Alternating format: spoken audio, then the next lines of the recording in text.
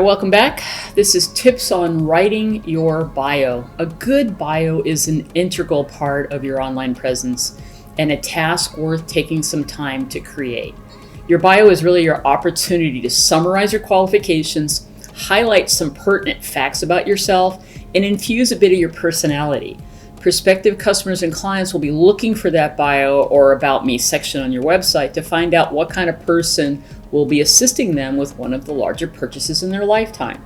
People do look at all of this. This is why they're Googling us to get a sense if they want to work with you or not. So make a connection when you're writing your bio, gain their trust, and excite them about the process and the process of working with you. Be authentic and real. Do not sell your services in your bio. About me space, I'm going to walk through what should be in there. You're really trying to make a connection. So a biography is really a written account of a life, not an advertisement. Make your bio about why you can enhance your prospective client's experience and not just a list of accomplishments and designations. So what do your prospective clients generally want? Well, clients want someone they know, like, and trust. Bottom line. Clients also want someone competent enough to ensure a smooth transaction. They also want someone they're going to enjoy spending time with. So keep it clean and quick.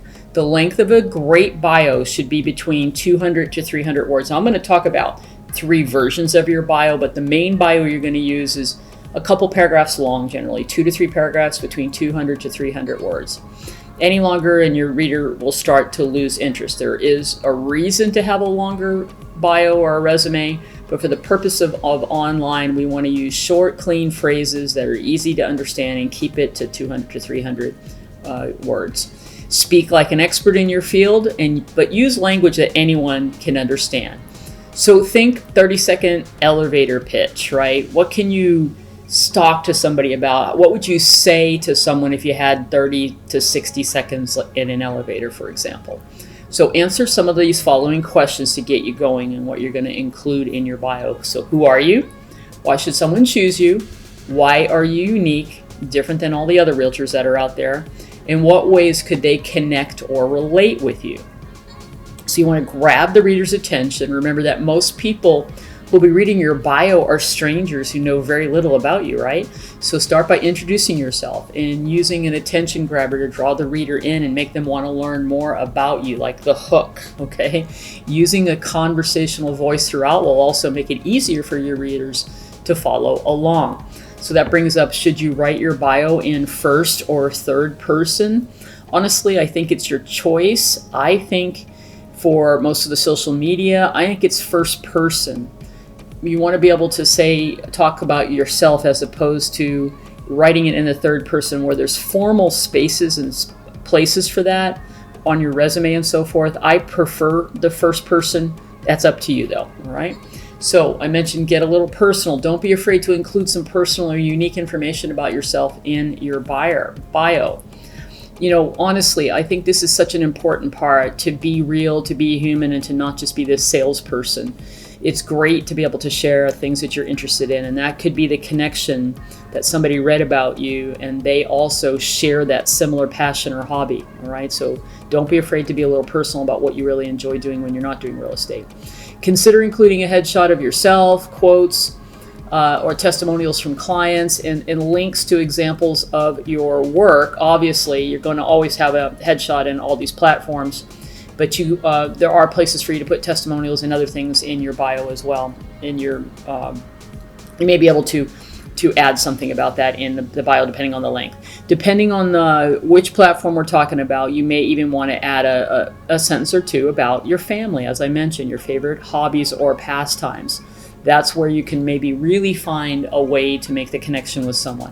Now, people do want someone they know, like, and trust. They want to know what you need, that you're going to get the job done. So you need to be able to talk about your experience and your expertise, but don't worry about getting personal. Include that as well. Include these basics after your opening and more personable paragraphs. So you do that opening, which is sort of the hook to try to make a connection, and then you can put in your current business or professional experience.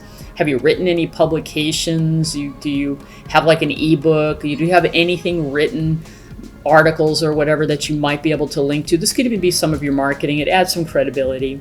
There's great places for that on LinkedIn when we get to the LinkedIn, for example. Your educational background, sometimes that can even make a connection besides what you did for your real estate licensing. What schools did you attend? Again, we're always looking for ways to connect and build rapport with someone who's just learning about you by reading about you online. So then, of course, professional memberships or designations that you hold could be added. Spell it out. Don't assume that the general public understands acronyms like CRS, okay, which is the Certified Residential Specialist designation. If you do have honors or awards or other certifications, you can include that, but only after you do that opening, more personal paragraph. And then I do think that you can end with something personal as well. Often missed is the opportunity for adding contact information in a bio. Again, depending on the platform, it may be appropriate to add, this is how easy it is, call or text me at this number.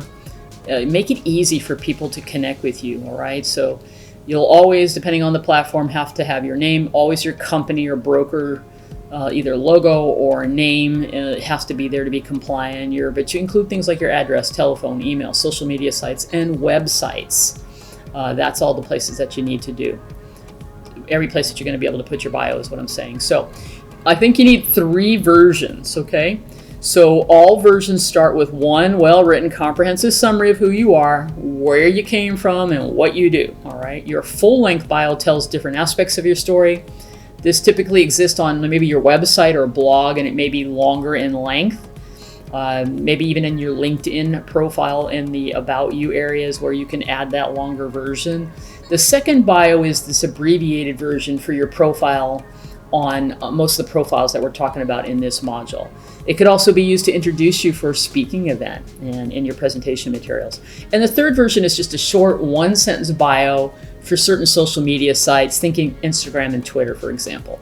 You can easily craft your second and third versions after you finish your first complete bio. Then you can shrink it down to that short bio, and that's really where you need to go. Now, bonus tip: make a bio video. Love this. There's so many places. All the profiles, all the real estate specific profiles definitely have a place where you put a video now, and you should be taking advantage of that prime real estate space online, right? So I highly recommend creating a short video that encapsulates everything that we've just talked about in here. Keep it short, make it personable, to the point, 1 to 2 minutes in length max, but that really is going to help people connect with you if you're comfortable just doing a quick video. So in summary, regarding this lesson, someone who knows nothing about you or your business should feel encouraged to work with you simply from reading your biography, your short bio, or watching your bio video. All right, we'll see you in the next lesson.